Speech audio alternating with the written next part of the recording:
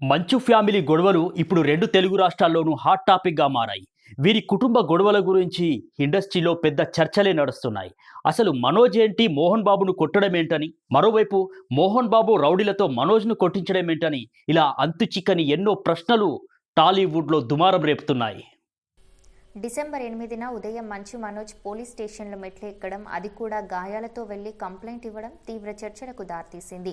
మంచు మనోజ్పై జరిగిన దాడిలో ప్రముఖంగా వినిపించిన పేరు వినయ్. అతని కారణంగానే మంచు మనోజ్ వివాదం మరింత పెద్దదైందని మనోజ్ స్నేహితులు ఆరోపించారు.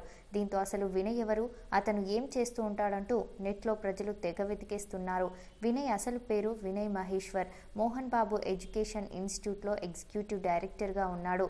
వినయ్ గతంలో 2019 నుంచి 2022లో మీడియా సంస్థలో సీఈఓగా పనిచేశారు.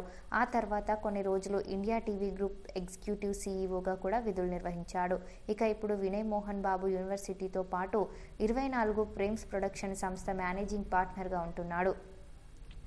కొంతకాలం క్రితం మోహన్ బాబు యూనివర్సిటీలో జరిగిన ఫీజులు అక్రమాల విషయంలో కూడా వినయ్ పేరు బాగా వినిపించింది. మోహన్ బాబు ముందు నుంచి వినయ్ మహేశ్వర్కు బాధ్యతల్లో పెద్దపీఠం వేయడం మనోజ్కు అస్సలు నచ్చలేదని వినిపిస్తోంది. ఇదే విషయంలో పలుమార్లు వినయ్కు మంచు మనోజ్ మధ్య వివాదం తలెత్తినట్లు తెలుస్తోంది.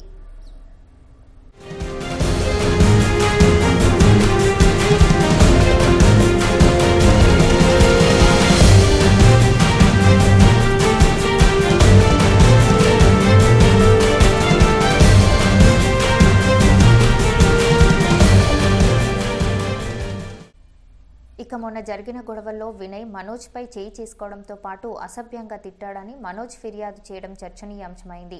అంతేకాదు, దాడి జరిగిన తెల్లారి మోహన్ బాబు ఇంటికి వెళ్లి సీసీ కెమెరా ఫుటేజ్తో ఫిర్యాదు చేసేందుకు మనోజ్ వెళ్లగా అప్పటికే సీసీటీవీ డీవీఆర్ను వినయ్ తీసుకున్నాడని తెలియడంతో మనోజ్ మరింత ఆగ్రహానికి గురయ్యారు.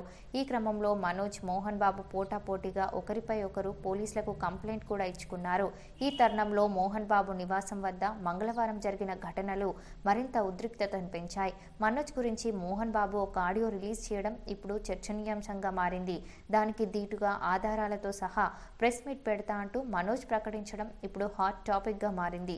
ఇప్పుడు మంచు ఫ్యామిలీ గొడవ కాస్త పెద్దదై ఇంకా ఎంత దూరం వెళ్తుందో అని ప్రజలు ఆసక్తిగా చర్చించుకుంటున్నారు.